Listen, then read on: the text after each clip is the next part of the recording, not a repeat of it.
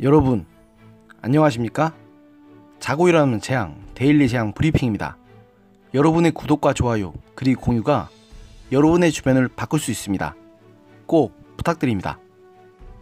지난 수십 년간 우리나라의 안보에 큰 버팀목이 바로 한미동맹이었던 사실은 그 어느 누구도 부정할 수 없을 것입니다.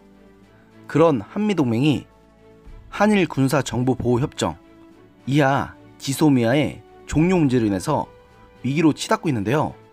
청와대는 계속 일본이 바뀌어야 지소미아 종료를 변경할 여지가 있다는 뜻을 고수하고 있고, 일본도 물러설 생각을 하지 않아 결국 지소미아 종료는 현실로 다가올 가능성이 높아 보입니다.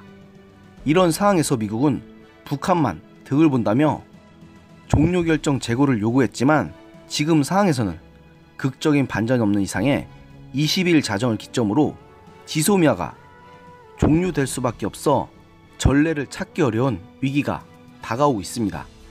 이런 불길한 조짐은 저만의 생각이 아니라 이미 여기저기서 조짐이 드러나고 있는 상황인데요. 이날 서울 국방부 청사에서 열린 제51차 한미안보협의회의 이하 SCM에서 양국은 공개적인 입장차를 드러낸 채 회의를 끝냈습니다. 이날 회의는 오후 1시 30분에 끝났는데, 이례적으로 5시간 45분이 지나서야 합의 결과가 담긴 공동 성명서가 나왔습니다. 에스퍼 장관과 정경두 국방부 장관이 공동 기자회견을 마친 후에도 양국이 내놓은 합의문이 없다는 뜻입니다. 이에 국방부 관계자는 공동 성명서 문구는 이미 만들어졌는데 에스퍼 장관이 결재하지 못해 늦었다고 변명했지만, 박원곤 한동대 국제지역학 교수는 역대 SCM 가운데 회의 시작 이전까지 양국 장관이 공동 성명서를 승인하지 않은 적은 거의 없다. 아무리 늦어도 SCM 회의가 끝나면서 나왔다고 말했습니다.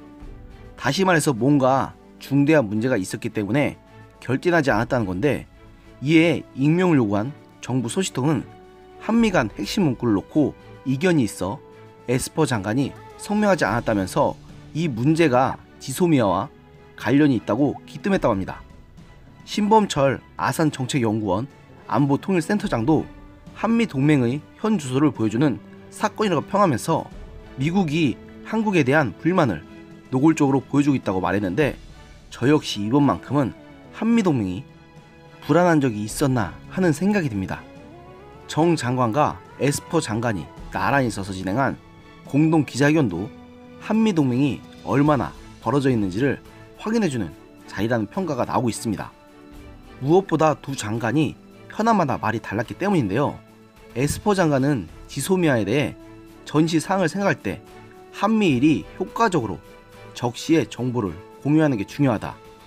지소미아를 종료하도록 방치하면 정보 공유 효과가 약해지기 때문에 양측의 의견을 좁힐 수 있도록 촉구했다고 했지만, 정 장관은 지소미아는 본 회의의 주제가 아니었지만 에스퍼 장관과 개인적인 의견 교환이 좀 있었다고 시인하면서도 일본이 안보 상황 문제로 한국을 신뢰할 수 없다며 수출 규제를 했기 때문에 우리 정부가 심사숙고 끝에 지소미아 종료 결정을 내렸다.